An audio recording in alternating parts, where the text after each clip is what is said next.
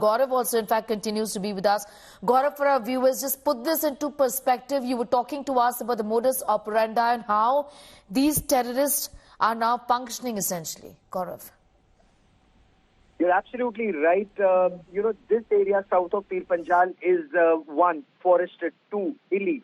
If you look at the stallion, the military vehicle, the Air Force vehicle that's been targeted, all the bullet marks, that have hit the cabin where the driver and the co-driver sit, they are on the higher side of the window pane of the windshield, clearly indicating that it was fired from a higher ground. And this is what terrorists usually do. They occupy higher ground. As soon as vehicles on a turn, they slow down. They open fire and immediately change their location before there's retaliatory fire. Of course, the armed forces have what is known as HIDOTs or highway domination teams. They also use drones to carry out surveillance, but because of the heavily forested area, the drone cameras cannot penetrate, through the foliage. These terrorists then immediately hide their weapons, change their clothes and melt with civilians in nearby villages. And then it becomes extremely difficult to catch them.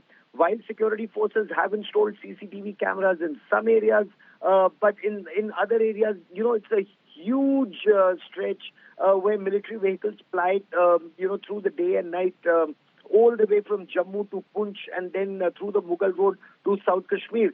So this is an area where there are the multiple points where soldiers can be ambushed and every inch cannot be policed. So what they attempt to do is remain in a dominant position, have their teams in higher reaches that you try and surround terrorists from two sides and eliminate them. The army has met some success, but then they've also had casualties and unfortunately fatalities in the past, including of 9 para-special forces. Amidst criticism that, your special forces were being deployed for routine operations which should otherwise be done by Rashtriya Rifles troops.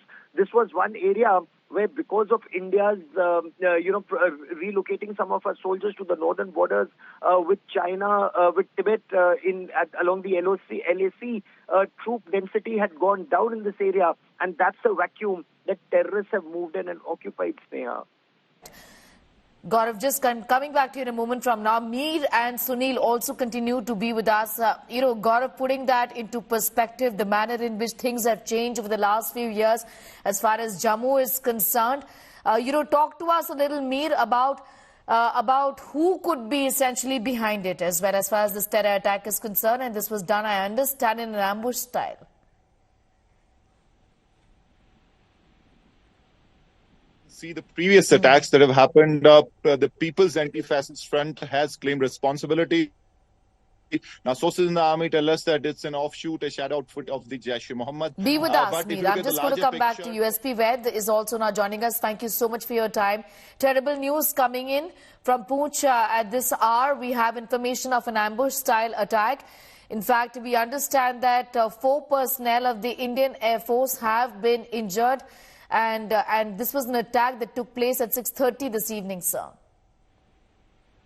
Very unfortunate. And as you know, for last more than a year, this area is in the radar of the establishment across, and they have infiltrated people here. And in fact, there were in this last 1 year, more than a year, we had a lot of encounters, a lot of attacks in this area, and some casualties were suffered by the Indian Army.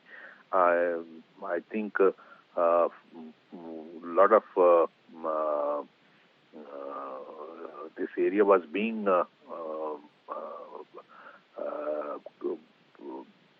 whole thick forest, and this difficult terrain was being actually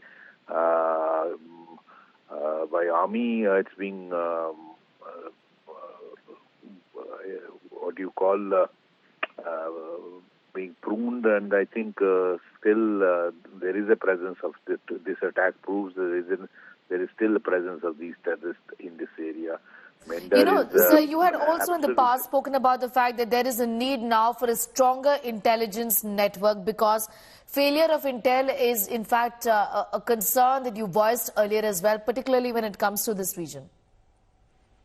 Absolutely. See, intelligence is the backbone of any anti-terror operation, and also the successes depend on how precise you have intelligence, which area the movement is, so that the army or security forces can be extra careful. The ROP has to be established in that area. So that is very, very important. The intelligence, if you have a specific intelligence of the movement of terrorists, one can take preventive steps in that area, whether it is ROP2 has to be deployed, or otherwise also precautions, whatever have to be taken. But intelligence is actually the backbone, and I think there is a dearth of intelligence in this belt. That's why such attacks are taking place, and we are suffering casualties. All right, I'm going to thank you for joining us and putting that into perspective.